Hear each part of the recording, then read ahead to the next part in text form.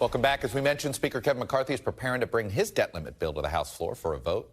That vote could come in just the next few minutes. We'll be keeping our eye on it. It comes as President Biden and House Speaker Kevin McCarthy remain locked in a standoff as the summer, and we don't know if it's going to be early June or mid-August when we hit the debt ceiling, but the deadline is approaching.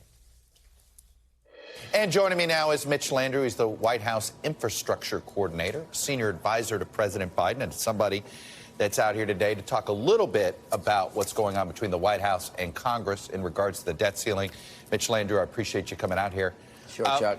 Let me start with, we expect at some point today the House Republicans are going to have their proposal, what they would like to see in exchange for a raise in the debt ceiling.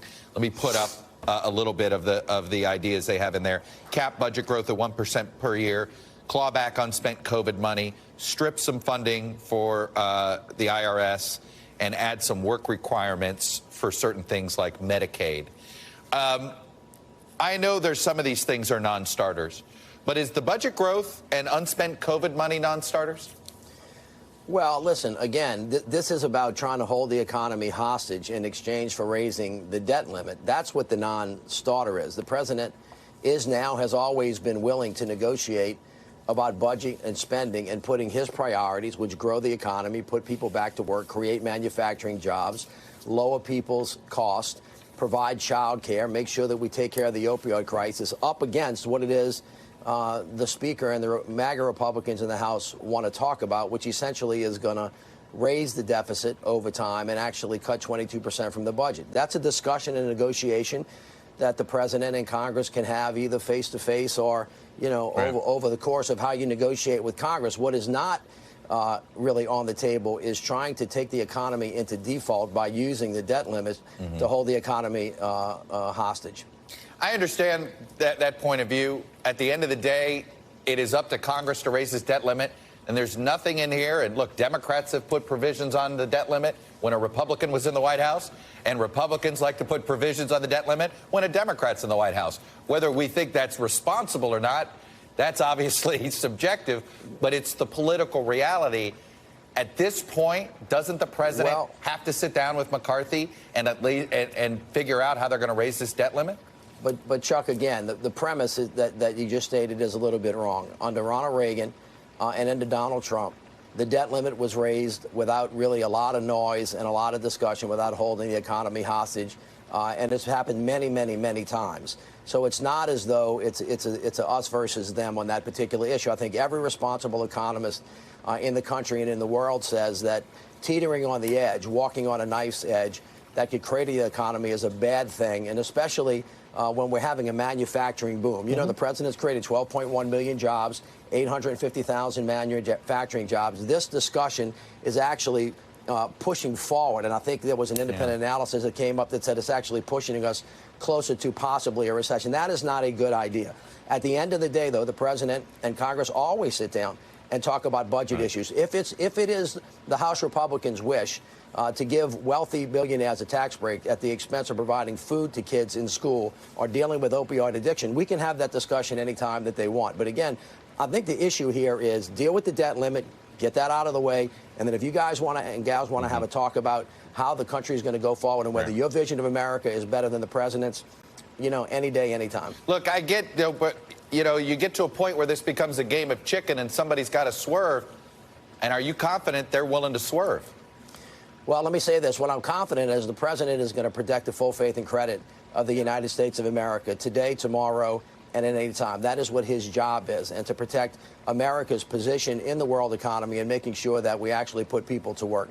That's the most critical part of this. On the other side of this, the president always says, just watch what it is that we do. And the president has brought a lot of receipts. And so these numbers, Chuck, they're real. 12.1 million jobs. Okay, the lowest unemployment rate, 800,000 manufacturing jobs, and reducing the deficit by $3 trillion. That's a good plan. And America ought to stay on that track. And that's what the president is trying to do, and he's going to demonstrate his leadership by continuing to do exactly that. Obviously, this, in hindsight, is just that. It's hindsight, and there's not much you can do about it. But Democrats could have raised the debt ceiling in the lame duck and didn't. Is that turning out to be a mistake? I don't know, coulda, shoulda, woulda. You know, looking back is always a hard thing. I think you have to deal with the hand that's dealt with you. But again, the president's continuing to really do the work, and the idea is to grow the economy, which is what we're doing with infrastructure. When you invest in American roads, bridges, airports, ports, waterways, we have 25,000 projects going on. We have huge manufacturing jobs, you know, that are coming to working class folks in this country, many of which don't require college education. That is a good message to the American people. So again, raise the debt limit. Let's get that out of the way. And then if you want to have a talk about your vision for the future and the president's vision, where he's investing from the bottom up and the middle out, we'd love to have that discussion every day. I understand that the official position is we don't negotiate over the debt limit. But there's no choice in the matter at this point, since you need House Republicans to pass it. Well, I think there's a lot of water still to go under the bridge. This bill, should it pass today, has got to go over to the Senate. The Senate then's got to do its work. You know, this is a give-and-take situation that we're in. But the president has been very, very clear. His job is to defend America, to defend the economy in America, and holding the debt limit hostage with the threat of tanking the economy is not a thoughtful or reasonable thing to do. If you want to talk about the 22% cuts that the MAGA Republicans want to push on the American people, where we're cutting health care, cutting opioids, cutting public safety, cutting rail safety, cutting veterans affairs at the expense of giving the wealthy a tax break, we can have that discussion at the appropriate time. I know your job is to help implement and coordinate the infrastructure bill, not the Inflation Reduction Act. But you do know Joe Manchin well, because he was an integral part of getting the infrastructure deal done, and I'm sure you deal with him a lot. I do. He is ready to support the repeal of a bill that he essentially helped write. How's the White House lost Joe Manchin? Ask that question one more time. I'm sorry. He's supporting a repeal. He may support the repeal of a bill he wrote. And he's obviously very upset at the White House. He's very upset at the president, thinks that the Inflation Reduction Act isn't being implemented fairly. It looks to me as if the White House has sort of lost Joe Manchin. How did that happen? First of all, I don't think that's accurate. Joe Manchin is a friend. I know him. He and the president are friends and have been for a long time and have worked well together on many, many things. And he continues to be a key ally. He's got a particular view about this. The Inflation Reduction Act, as you know, right now is one of the things that's helping create a manufacturing boom and bringing in a green energy economy that's going to be critical to the future of the country. There's a difference of opinion at the moment. Those conversations take place behind closed doors, and they take place out in public. And my expectation is they will continue to do so. We've seen many, many instances over the last 2 years where Senator Manchin, you know, has gotten irritated with the president and vice versa. But at the end of the day, it's about sitting down and talking, and they're going to continue to do that until we get to a good place. You don't. This has nothing to do with Joe Manchin's threat to run as a third party for president? I saw him on TV a couple of weeks ago, and somebody asked him that, and he said, listen, his mission is to try to help unite people. The president's mission is the same. Remember, at the end of the day, my guess is that Senator Manchin and Joe Biden think a lot more alike than the differences that separate them on these issues that he's passionate about. But where there's a difference of opinion, they will handle it respectfully. They've been knowing each other for a very, very long time. President's position is that the IRA was a really great piece of legislation. It continues to produce manufacturing jobs and put us in a position of having a clean energy economy that's producing high-paying jobs, many of which can be occupied with people that don't have a college education, and it makes a lot of sense. And that's where the president is today.